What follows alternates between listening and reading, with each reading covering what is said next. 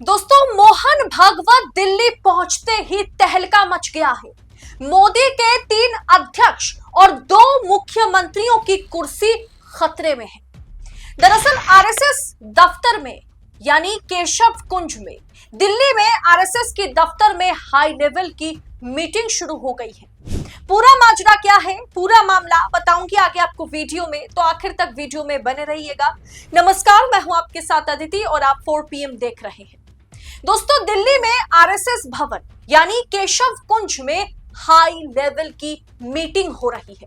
मोहन भागवत दिल्ली में और इसी महीने के अंत तक सिर्फ भाजपा के राष्ट्रीय अध्यक्ष नहीं बल्कि 3 राज्य के प्रदेश अध्यक्ष और 2 राज्य के मुख्यमंत्री बदले जाएंगे। दिल्ली में मोहन भागवत पहुंचते ही तहलका मच गया है और ये बदलाव भाजपा आलाकमान नहीं बल्कि आरएसएस हेड यानी आरएसएस चीफ मोहन भागवत करने वाले हैं। आपको पहले ही भी बताया था कि भारतीय जनता पार्टी के राष्ट्रीय अध्यक्ष को लेकर के जब मोदी जी नागपुर का दौरा करने नागपुर पहुंचे थे, आरएसएस हेडक्वार्टर पहुंचे थे, तब मोहन भागवत ने क्या कहा था कि राष्ट्रीय अध्यक्ष कोई डमी नहीं बन सकते। द टेलीग्राफ की इस रिपोर्ट के मुताबिक no free pass anymore to Modi Shah duopoly, PM visit fails to move RSS on BJP chief. यानी मोदी और अमित शाह की जोड़ी अब इन दोनों को अब कोई छूट मिलने वाला नहीं है। मोदी शाह को छूट नहीं दी जाएगी। प्रधानमंत्री का दौरा भाजपा प्रमुख पर आरएसएस का ध्यान खींचने में पूरी तरीके से विफल साबित हुआ। दोस्तों, मोदी ने 30 मार्च को नागपुर में आरएसएस हेडक्वार्टर का दौरा किया था, जो प्रधानमंत्री के रूप में उनके लगभग 11 सालों के दौरान, ये जो पिछले 11 साल उन्होंने बतौर प्रधानमंत्री बिताए हैं, उनमें से एक बार के लिए भी उन्होंने आरएसएस हेडक्वार्टर का दौरा नहीं किया। ये पहली बार हुआ 30 मार्च को जब उन्होंने नागपुर गए मोदी जी और आरएसएस हेडक्वार्टर में मोहन भागवत से मिले।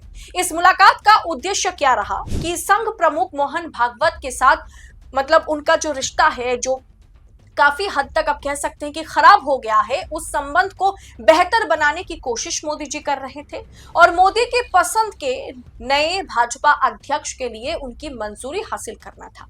यानी मोदी जी एक लिस्ट लेकर के 30 मार्च को नागपुर पहुंचे थे।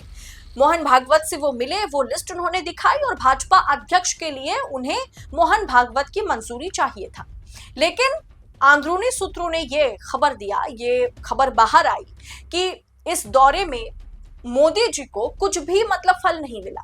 वो आरएसएस के नेतृत्व से मिले, आरएसएस चीफ से मिले, लेकिन जिन नामों के साथ मोदी जी पहुंचे थे उन नामों पर हस्ताक्षर करने के लिए या उनमें से एक नाम को चुनने के लिए मोहन भागवत ने सिरे से इनकार कर दिया और मोहन भागवत ने यह कहा कि इस बार जो मुख्य पार्टी प्रमुख चुने जाएंगे वो एक मजबूत संगठनात्मक नेता होंगे, ना कोई रबर स्टैम्प, ना कोई डमी राष्ट्रीय अध्यक्ष। आरएसएस ने 2 टूक आरएसएस चीफ का जो जवाब था मोदी के लिए वो साफ था कि मोदी शाह के इशारे पर थिरकने वाले उन्हें राष्ट्रीय अध्यक्ष नहीं चाहिए। आरएसएस अब मोदी और अमित शाह की जोड़ी को खुली छूट देने के लिए तैयार नहीं है। ऐसा कोई नेता राष्ट्रीय अध्यक्ष बने जो संगठन को और ज्यादा मजबूत करे, ना कि आलाकमान के इशारे पर चले। यह साफ तौर पर आरएसएस ने कह दिया था।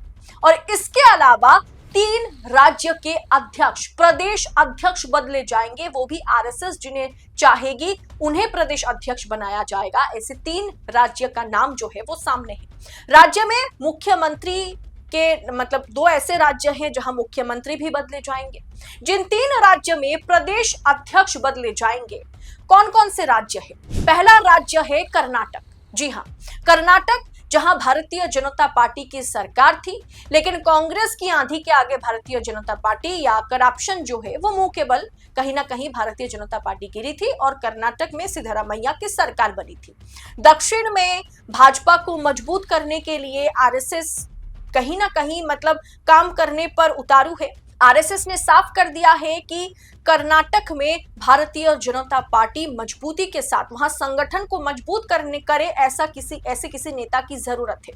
इसीलिए कर्नाटक में अभी के लिए जो प्रदेश अध्यक्ष है वो बदले जाएंगे और एक नए चेहरे को मौका दिया जाएगा।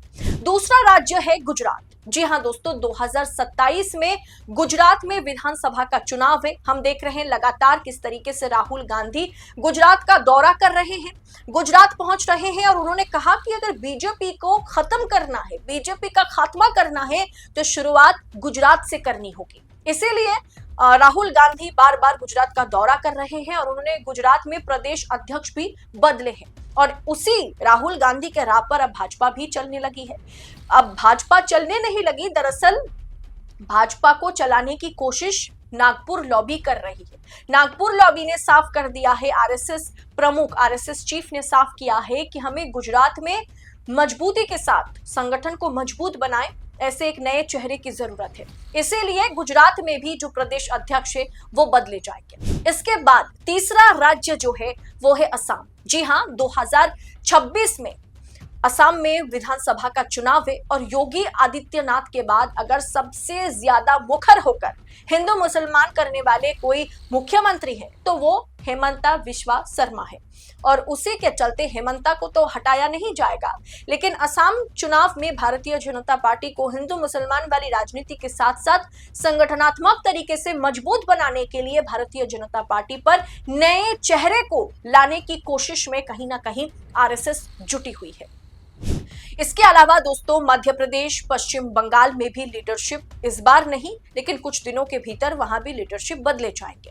और बात अगर उत्तर प्रदेश की करें तो उत्तर प्रदेश में भी अभी फिलहाल कोई प्रदेश अध्यक्ष नहीं है।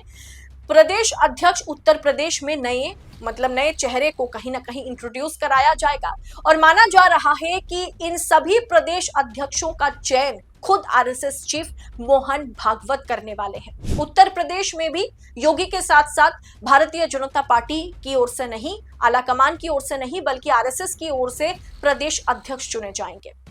और जिन दो राज्य में मुख्यमंत्री बदले जाएंगे, दोनों मुख्यमंत्री जो है वो मोदी शाह के रिमोट कंट्रोल से चलने वाले सीएम है। पहला राज्य है उत्तराखंड, यानी पुष्कर सिंह धामी को कहीं ना कहीं उनकी कुर्सी जो है खतरे में है, उनसे कुर्सी छीनने की कोशिश आरएसएस कर रही है। इस मुद्दे पर पुष्कर सिंह धामी को लेकर के भाजपा आलाकमान और आरएसएस एक तरीके से सहमत है कि ठीक है, पुष्कर सिंह धामी को हम बदल देंगे। दूसरा राज्य जो है वो है राजस्थान, वहां बात नहीं बन पा रही है। दूसरा राज्य राजस्थान है, यानी भजनलाल शर्मा है। वैसे भी पर्ची सीएम कहा जाता है उनको। याद कीजिए किस तरीके से पर्ची में सीएम का नाम लिखा हुआ था, भजनलाल शर्मा का नाम लिखा हुआ था और वसुंधरा राजे को उसे पकड़ा दिया गया था। वसुंधरा राजे ने पर्ची खोला तो वो शॉक्ड रह गए, भाई भजनलाल शर्मा कौन है। उन्हें शायद खुद नहीं पता होगा कि पहली मर्तबा चुनाव लड़े, पहली मर्तबा विधायक बने, उन्हें मुख्यमंत्री बना दिया गया प्रदेश में।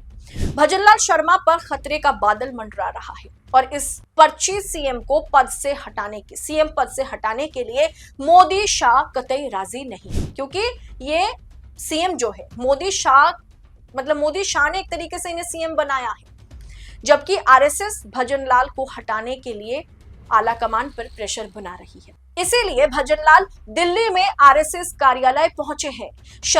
भजनलाल शर्मा की आरएसएस को काफी तवज्जो देने की कोशिश भजनलाल शर्मा कर रहे हैं। दरअसल दोस्तों, भाजपा का राष्ट्रीय अध्यक्ष कौन बनेगा? क्या संजय जोशी के नाम पर सहमति बनेगी या संजय जोशी को मोहरा बना करके भारतीय जनता पार्टी के आलाकमान के साथ आरएसएस सौदेबाजी पर उतर आएगी, या भारतीय जनता पार्टी के आलाकमान के साथ आरएसएस या संघ या मोहन भागवत वाकई संजय जोशी को सामने रख के सौदेबाजी कर रहे हैं? ये कुछ समय में पता चल जाएगा। क्या मोहन भागवत और भारतीय जनता पार्टी के आलाकमान यानी गुजरात लॉबी यानी मोदी शाह क्या संजय जोशी के नाम पर सहमत होंगे या नहीं? दो राज्य के मुख्यमंत्री बदले जाएंगे, एक राजस्थान, दूसरा है उत्तराखंड। इसमें से 3 राज्य के प्रदेश अध्यक्ष बदले जाएंगे और उत्तर प्रदेश में नए प्रदेश अध्यक्ष चुने जाएंगे और ये सब कुछ खुद आरएसएस चीफ करने वाले हैं। इसमें मोदी शाह को जगह नहीं दी जाएगी। इसीलिए मैंने आपको शुरू में कहा कि जैसे ही मोहन भागवत दिल्ली में केशवकुंज पहुंचे, तहलका मचा दिया उन्होंने। राजनीतिक गलियारों में फिलहाल जो है ये एक तरीके से बड़ा प्रश्न चिन्ह बना हुआ है, जिसकी जवाब हर कोई तलाश रहे हैं। क्या संजय जोशी के नाम पर नरेंद्र मोदी और आरएसएस प्रमुख मोहन भागवत के बीच सहमति बनेगी? मोदी की राष्ट्रपति द्रौपदी मुर्मू से हाल ही में मुलाकात, और इसके बाद होम मिनिस्टर अमित शाह, रक्षा मंत्री राजनाथ सिंह, जेपी नड्डा समेत कई दिग्गज नेताओं ने लंबी मीटिंग की है। 20 अप्रैल के बाद, मतलब कभी भी 20 अप्रैल के बाद से लेकर के 30 अप्रैल के बीच इन 10 दिनों में, मतलब इस महीने के अंत तक ये तय हो जाएगा कि नए अध्यक्ष कौन बनने वाले हैं। नए अध्यक्ष जैसे ही चुने जाएंगे वैसे ही इन 5 राज्य में, 3 राज्य में प्रदेश अध्यक्ष, यूपी में प्रदेश अध्यक्ष और 2 राज्य में मुख्यमंत्री बदलने का काम शुरू हो जाएगा। फिलहाल दोस्तों, आज की इस एपिसोड पर आपकी राय क्या है? आज की इस राजनीतिक विश्लेषण पर, राजनीतिक खबर पर आपकी राय क्या है? कमेंट बॉक्स में अपनी राय हमारे साथ शेयर कीजिएगा, क्योंकि आपकी राय हमारे लिए बहुत ज्यादा महत्वपूर्ण है। फिलहाल आज इस रिपोर्ट में इतना ही। जल्द होगी आपसे मुलाकात। बहुत बहुत शुक्रिया आपका। जय हिंद, जय भारत।